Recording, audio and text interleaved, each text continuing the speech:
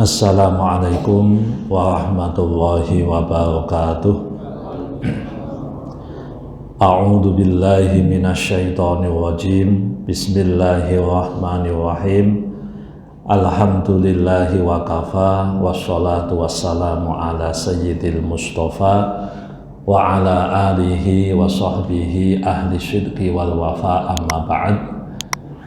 Bapak-bapak, ibu-ibu, hadirin hadirat jamaah sholat asar rahimakumullah, pada kesempatan yang baik ini marilah kita senantiasa memanjatkan puji syukur kehadirat Allah Subhanahu wa Ta'ala. Sampai detik ini kita masih diberikan nikmat iman, Islam, sehat dan sempat sehingga kita bisa hadir di majelis ini dalam keadaan sehat walafiat. Salawat dan salam kita haturkan pada junjungan kita Nabi Agung Muhammad Sallallahu Alaihi Wasallam. Semoga kita semua kelak di yaumil qiyamah berhak mendapatkan syafaatnya. Amin ya rabbal alamin. Bapak Ibu, kita akan melanjutkan ngaji surat An-Nazi'at, ngaji Al-Quran, membahas surat An-Nazi'at. Untuk kesempatan sore ini insya Allah kita akan mulai ayat nomor 27. A'udzu billahi minasyaitonir rajim. Bismillahirrahmanirrahim. A'antum asyaddu khalqan amis sama'u banaha rafa'a samkaha fasawwaha wa aghtasha laylaha wa akhraja duhaha wal arda ba'da dhalika dahaha akhraja minha ma'aha wa mar'aha wal jibala awsaha mata'an lakum wa li'an'amikum. Apakah penciptaan kamu yang lebih hebat ataukah langit yang telah dibangunnya? Dia telah meninggikan bangunannya lalu menyempurnakannya, dan dia menjadikan malamnya gelap gulita dan menjadikan siangnya terang benderang. Dan setelah itu bumi dia hampalkan, darinya dia pancarkan mata air dan ditumbuhkan tumbuh-tumbuhannya, dan gunung-gunung dia pancangkan dengan teguh. Semua itu untuk kesenanganmu dan untuk hewan-hewan ternakmu. Surat An-Nazi'at mulai ayat 27 sampai 33. Bapak Ibu yang saya hormati, Allah menyampaikan di ayat yang kita baca ini yang pertama mengenai kesombongan manusia. Manusia sebagian merasa bahwa merekalah makhluk terkuat, terhebat, dengan akal, dengan kemampuan, dengan teknologi yang mereka miliki. Kadang manusia itu merasa paling hebat, merasa paling jagoan, merasa paling luar biasa, termasuk pada zaman Nabi dulu. Jadi mereka itu menganggap kami adalah makhluk yang luar biasa. Maka ya biasa kan, metode dakwah itu kan ya kadang meninggikan, kadang merendahkan, tergantung situasinya. Maka Nabi diajari oleh Allah, tanya itu pada manusia, a'antum, kalian, apakah kalian asyaddu khalqan, itu penciptaannya lebih susah, lebih berat, ataukah bandingkan dengan langit itu? Bandingkan dengan langit, lebih berat mana menciptakan manusia dengan menciptakan langit? Ini kan menggunakan logika manusia. Kalau bagi Allah menciptakan bumi, langit, manusia, kan tidak ada yang susah. Ketika Al-Quran cerita bahwa penciptaan langit dan bumi itu ada 6 masa. Terus kemudian di ayat lain Allah menceritakan penciptaan bumi itu ada 2 masa. Kan kayak 2:4 ini. Jadi 2 masa menciptakan bumi, 4 masa menciptakan langit. Nah, pada langit kan kalau definisi modern itu kan seberapa besar itu langit, bumi kan kecil. Kenapa harus setengah saja, 2 masa vs 4 masa? Loh, jenengan jangan berpikir kekuasaan Allah dalam persepsi manusia. Apa kalau lebih lama berarti lebih susah? Allah tidak menerima lebih. Kalau ada lebih bagi Allah, berarti Allah menerima tambahan. Allah lebih tahu, tidak ada. Allah maha tahu. Sesuatu bagi Allah, kata Allah sendiri, inna dzalika 'alallahi yasir. Begitu. Jadi semuanya di sisi Allah itu mudah. Loh, masalah Allah menciptakan langit, masalah Allah menciptakan manusia, lalu di sini ditanyakan kepada manusia, karena manusianya sombong, maka Allah menggunakan logika manusia hanya untuk mempertegas dan memperjelas. Bagi Allah tidak ada begitu. Allah tidak terikat waktu, Allah tidak terikat penambahan. Jadi kalau ada ayat di Quran itu ada ayat laisa kamitslihi syai'un wa huwas samiul basir. Allah tidak ada yang menyerupai satupun. Nah, tambah kurang itu kan sifat makhluk. Ketika mengartikan contoh ya di surat apa? Al-Ankabut. Ya, Al-Ankabut. Walaqad fatannal ladzina min qablihim fala ya'lamanna Allahu alladzina shadaqu wa la ya'lamannal kadzibin. Ini kalau kita tidak ngaji akidah, menerjemahkan ini akan jadi keliru. Allah sampaikan, jadi sungguh telah aku uji umat sebelum kalian. Nah, ini terjemahnya begini, sehingga saya betul-betul tahu, saya tahu siapa yang benar dan siapa yang bohong. Kesan yang muncul kan begini Bapak, ini kesan yang muncul ya, makanya kita tidak boleh pakai kesan ini. Kesan ini harus dikesampingkan. Jadi dia ada manusia ngaku iman, taruhlah si A, B, C, D, E, F, G sampai Z, dia ngaku iman. Lalu orang yang ngaku iman ini diuji oleh Allah dengan berbagai macam ujian. Nah, dengan ujian tersebut, zahir ayat tadi mengatakan Allah menjadi tahu siapa yang imannya benar dan siapa yang imannya bohong. Kalimat dengan itu menjadi tahu berarti pengetahuan Allah disandarkan kepada kejadian itu tidak boleh diyakini. Ini kalau kita ngaji tauhid begitu Bapak Ibu. Karena mengatakan Allah menjadi tahu berarti ada kesan sebelumnya tidak tahu. Ahlus sunnah tidak menerima itu Bapak Ibu. Mungkin kelompok-kelompok rasionalis menerima itu. Jadi Allah ada ketidaktahuannya. Al-alimnya Allah dibatasi dengan kejadian. Kita tidak begitu. Oke lah, kita kembali ke ayat ini. A'antum asyaddu khalqan, apakah kalian itu lebih berat penciptaannya? Amis sama ataukah langit yang Allah telah membangun dan meninggikan? Tidak ada. Jadi dijawab sendiri kan oleh Allah. Tidak.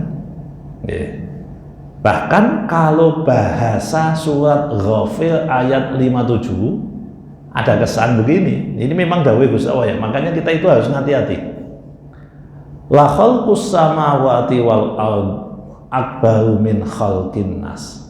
Sungguh penciptaan langit dan bumi itu lebih besar daripada penciptaan manusia.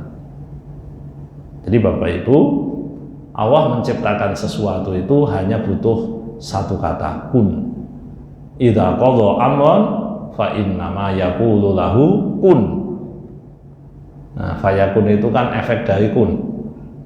Ketika Allah menghendaki, Allah memutuskan untuk menciptakan sesuatu, maka Allah tinggal katakan kun, jadilah, maka terjadi. Jadi kalimatnya cukup kun saja, tidak ada yang susah bagi Allah. Makanya kalau ada mukmin ya, seorang mukmin yang dia itu meragukan kemampuan Allah, itu menunjukkan bahwa imannya belum tebal. Meragukan kemampuan Allah. Apa mungkin Allah menyelesaikan masalah saya? Emang masalahmu seberat apa sih? Emang masalah yang kamu hadapi itu seperti apa? Yang bikin masalah siapa? Yang mendesain solusi siapa? Kok manusia mengaku dirinya mukmin tidak percaya? Maka bagi kita sebagai mukmin, Bapak Ibu, kita harus yakin seyakin-yakinnya bahwa Allah itu maha segalanya. Kalau sekedar menyelesaikan masalah satu orang sudah sangat berpengalaman Allah. Miliaran manusia dia ciptakan. Manusia itu sejak dulu kan pengetahuannya berkembang. Ya, dulu belum ada teknologi apa-apa, ilmu kesehatan belum canggih, tapi jantung tetap berjalan sebagaimana biasa. Pembuluh darah tetap bekerja sebagaimana mestinya. Paru-paru nyedot oksigen tanpa diketahui oleh manusia, tetap menjalankan apa yang dia lakukan tanpa intervensi loh, karena manusia tidak punya teknologinya. Saat ini nanti ibarat orang diberikan nafas buatan, orang dikasihkan oksigen supaya membantu paru-paru. Bapak Ibu, semuanya itu didesain Allah dengan berbagai macam kerumitannya. Dan itu Allah sudah selesaikan masalah sejak masa lampau, sejak masa lalu. Makanya jangan meragukan Allah. Allah mengatakan lagi, rafa'a samkaha fasawwaha, dia telah meninggikan bangunannya lalu menyempurnakan. Ini urusan langit ya. Wa altasha lailaha wa akhraja duhaha, dan dia menjadikan malamnya gelap gulita dan menjadikan siangnya terang benderang. Bapak Ibu, ada siang ada malam itu di dunia. Nanti kalau di akhirat tidak ada malam. Sekarang ada siang ada malam, ya karena matahari yang dijadikan pusatnya. Besok di akhirat malamnya dihilangkan oleh Allah. Makanya adanya yaumul qiyamah, hari kiamat, tidak ada malam kiamat. Nah, mengenai di dunia, siang dan malam itu diciptakan oleh Allah, ada tujuannya. Cuma karena kita itu semakin canggih, sehingga kita itu pengennya menyaingi Tuhan. Kalau desain awal Bapak Ibu, sebagaimana yang disebutkan di dalam Al-Quran, desain awal itu siang untuk kerja urusan dunia, malam untuk istirahat dan urusan ibadah. Itu desain awalnya. Tetapi kan kita lihat detik ini, siang malam itu kan semua pekerjaan dunia terjadi. Bahkan ada orang yang kerja siang malam. Siang dia kerja, malam dia kerja. Yang dikejar adalah urusan duniawi saja. Ini orang kasihan Bapak Ibu. Kasihan. Apa sih yang dia kejar? Memang kita butuh makan itu seberapa? Memang kita butuh rumah seberapa besar? Beberapa waktu lalu saya kebetulan ngomong-ngomong sama seorang komisaris. Dia cerita, jadi kalau berangkat kerja 7:30, pulang 7:30, sampai rumah masih Zoom meeting sampai 10:30. dan itu dilakukan tiap hari. Dilakukan tiap hari Senin sampai Jumat. Coba Bapak Ibu, apa yang dia kejar? Untungnya dia masih menyempatkan sholat berjamaahnya, selalu berupaya tepat waktu di masjid, baca Qur'annya dia punya target, alhamdulillah. Tetapi Bapak Ibu, apapun sebagaimana didhawuhkan oleh Allah, siang itu untuk bekerja, mencari rezeki yang halal, malam gunakan untuk fokus beribadah kepada Allah dan istirahat. Kalau 1, 2, 3 kali oke. Tapi kalau tiap hari ini diubah, tentu tidak sesuai dengan apa yang dikehendaki oleh Allah. Makanya kita boleh bekerja sampai malam, tapi jangan tiap hari. Jangan dijadikan itu sebagai landasan utama. Ya memang di dunia modern kita jadi susah. Ini kalau yang nanya, saya kan pemilik kafe Ustaz. Gimana? Saya memang kerjanya malam. Saya pemilik angkringan Ustaz. Ya memang kerjanya malam. Itu kan yang terjadi. Dan mungkin hal-hal lain yang terjadi. Ya tentu kita akan menyampaikan, betul, mungkin itu yang menjadi profesi panjenengan. Tetapi jenengan tetap harus ingat, Anda diciptakan oleh Allah itu siang untuk bekerja, malam untuk istirahat. Itu desainnya Gusti Allah ngoten niku. Supaya kita sadar, berarti apa? Ini sekedar batu loncatan untuk mencari sesuatu yang bisa kita selaraskan dengan apa yang dikehendaki oleh Allah. Ben barokah. Ben barokah. Bayangkan Bapak Ibu, saya orang desa deh. Itu kalau malam-malam tukang bakul sayur, kalau di tempat saya namanya pedagang sayur keliling, PSK. PSK dulu namanya kan pekerja seks komersial, tapi sekarang untuk yang ini itu. Jadi dia itu mungkin jam 2 malam, jam 1 malam sudah ini temennya mulai istirahat, atau dia jam 2:30 itu temennya pada tahajud, kalau yang bangun maksudnya. Ini udah ngumpulin ini nanti sampai pagi. Nah, kalau ada teman-teman yang ahli ibadah begitu itu agak mending. Nanti jam 3 atau jam 4 sambil berjalan pakai motor, dia mampir ke masjid. Saya beberapa kali ketemu malam-malam mampir ke masjid, dia sempatkan tahajud walaupun hanya 2 rakaat, dia sempatkan witir walaupun hanya 1 rakaat, subuhnya jamaah, itu masih oke. Nah yang terjadi padahal dia muslim, karena dia ngejar sesuatu lalu melupakan, apa yang terjadi? Sholat subuhnya pada dilewati, sholat subuhnya pada diabaikan. Ini kan kasihan. Makanya kalau Allah menyampaikan di ayat yang kita baca ini, wa aghtasha lailaha wa akhraja duhaha, ini tanpa tujuan. Kenapa malam digelapkan? Supaya Anda nyenyak, nyaman tidurnya. Wong hidup itu sudah diatur oleh Allah. Ya karena sebagian manusia itu mungkin karena keserakahan, karena ketamaan, sehingga dia melupakan apa yang mestinya dia ingat-ingat. Jadi Ibu Bapak, kalau kita ditakdirkan oleh Allah ideal itu kan bagus. Maka di kitab Nashihul Ibad ya kalau tidak salah, itu diceritakan termasuk bahagianya manusia itu adalah, kata makalah tadi, ketika kita bisa tiap hari tidur di rumah. Maksudnya apa? Kita bisa tiap hari kumpul sama keluarga, kita bisa tiap hari kumpul sama anak istri. Kita bisa tiap hari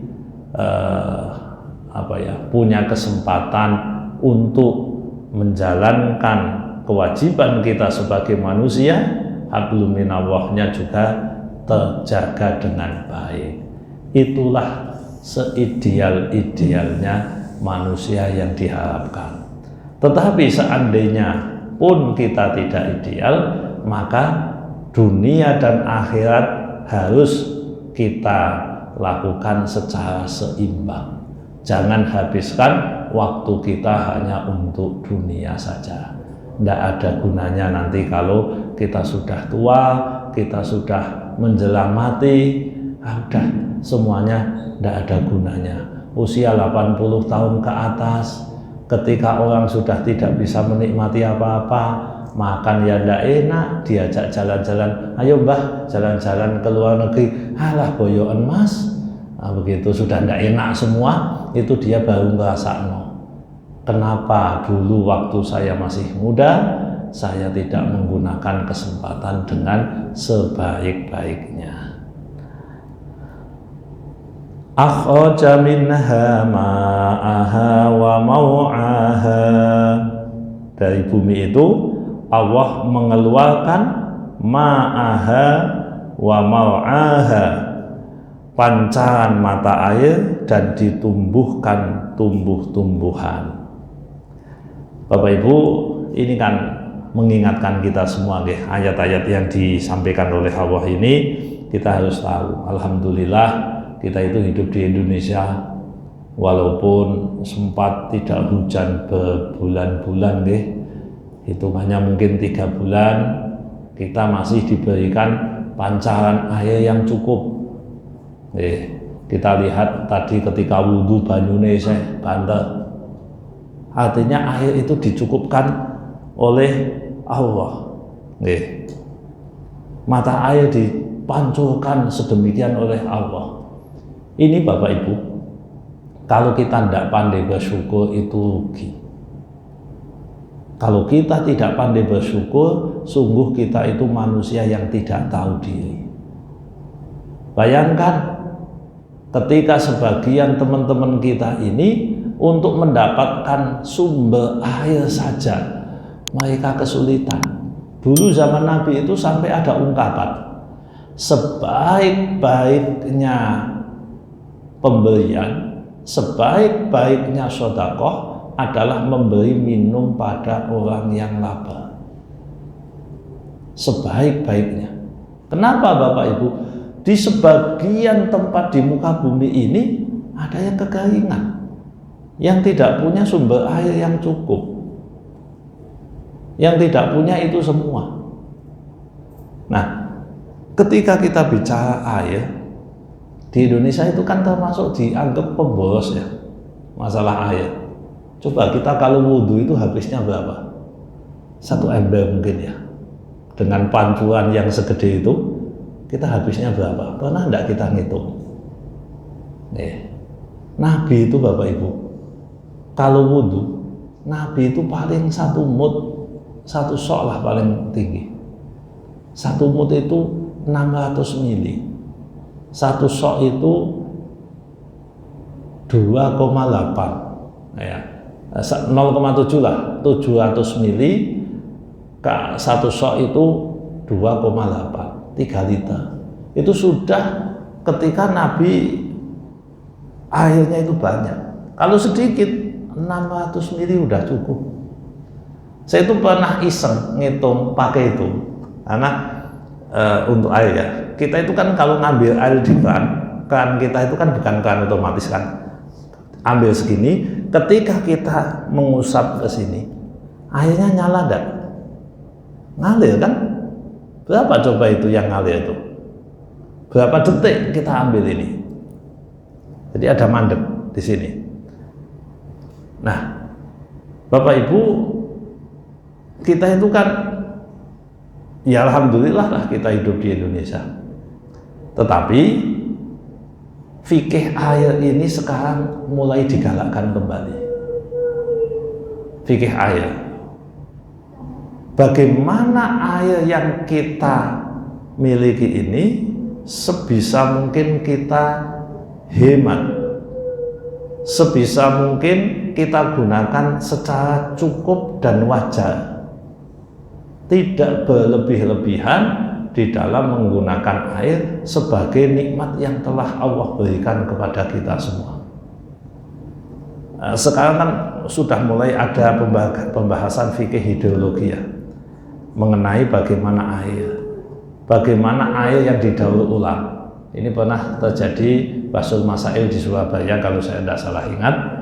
Di situ disampaikan ketika ada hotel, airnya terus diambil lalu didaur ulang, kemudian untuk mandi junub itu sah apa tidak?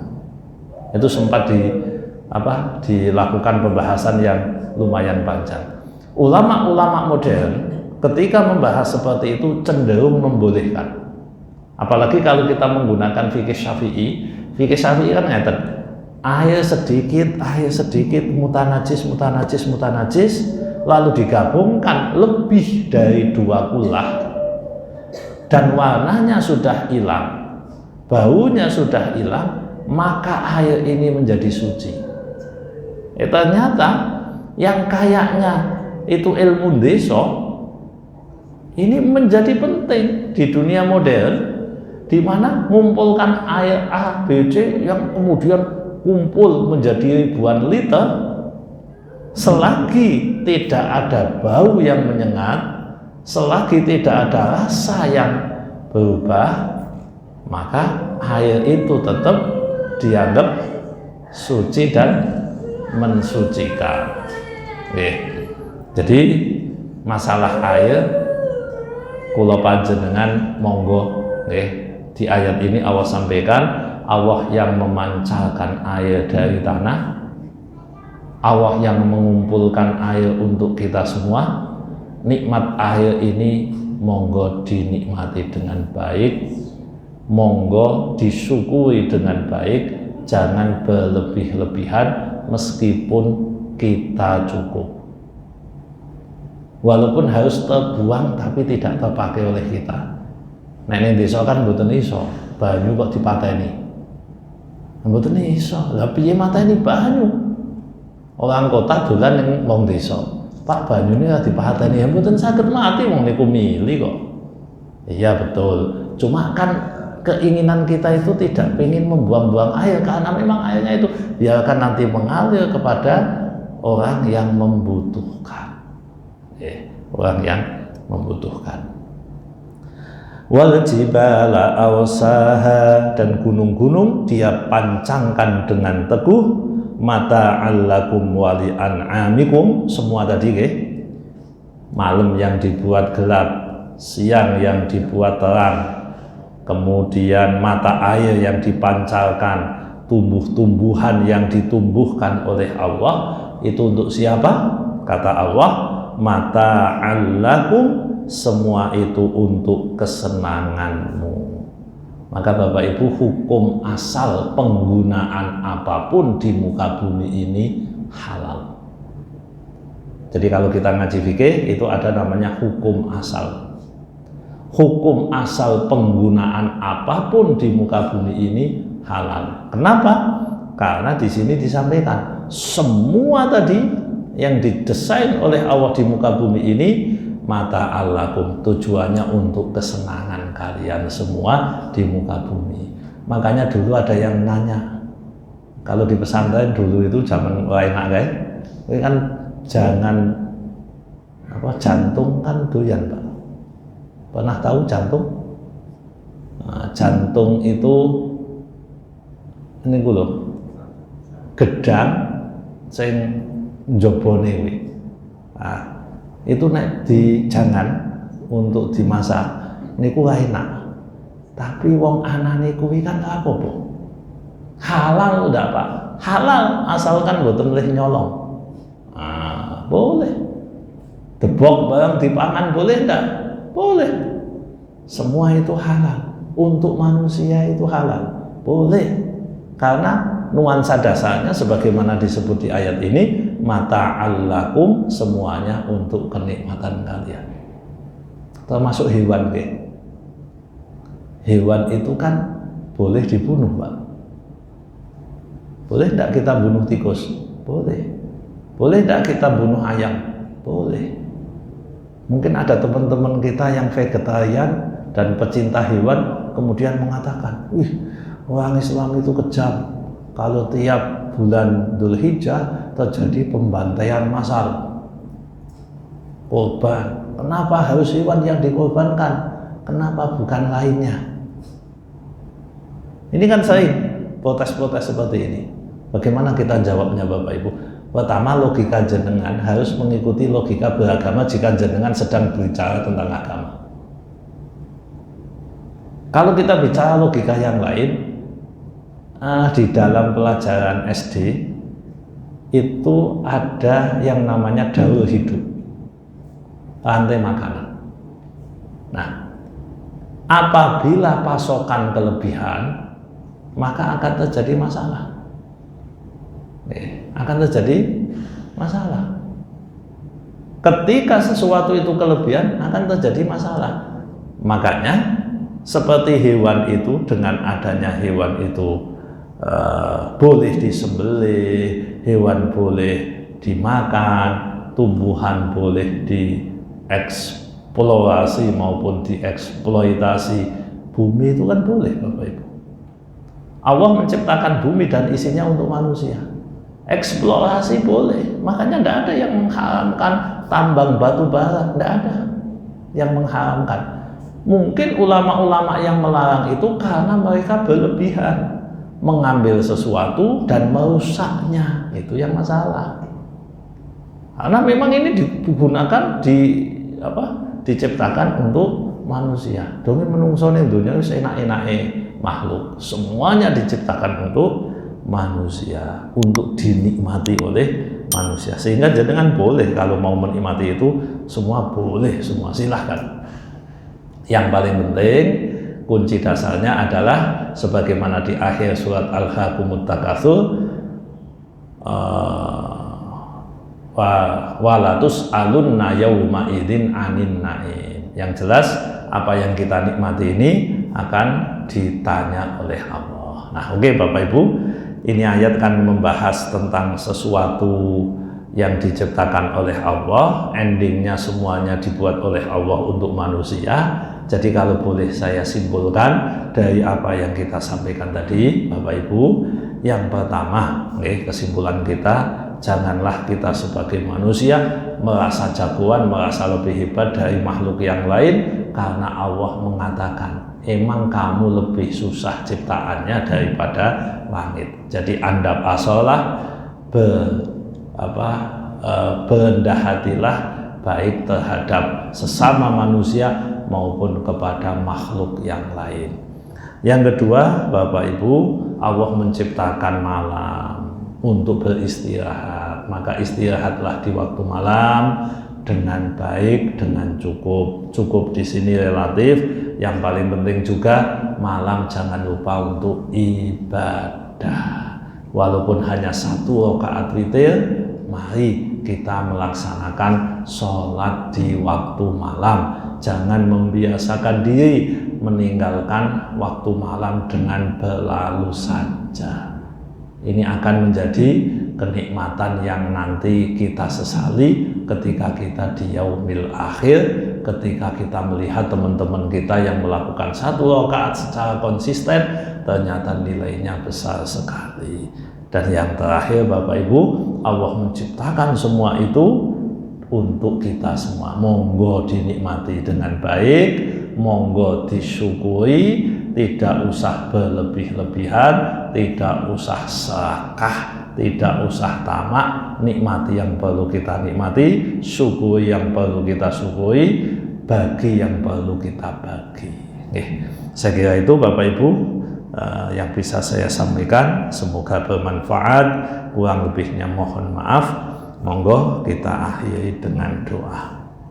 Bismillahirrahmanirrahim. Allahumma sholli wa sallim wa barik ala sayyidina Muhammad wa ala ali sayyidina Muhammad. Alhamdulillahi rabbil alamin. Allahumma ighfir lana dzunubana wa liwalidina warhamhum kama rabbawna shighara. Allahumma inna nas'alukal huda wa tuqa wal afafa wal ghina. Rabbana atina fid dunya hasanah wa fil akhirati hasanah wa qina adzabannar. Wa sallallahu ala sayyidina Muhammad walhamdulillahi rabbil alamin. Terima kasih, kurang lebihnya mohon maaf. Assalamualaikum warahmatullahi wabarakatuh.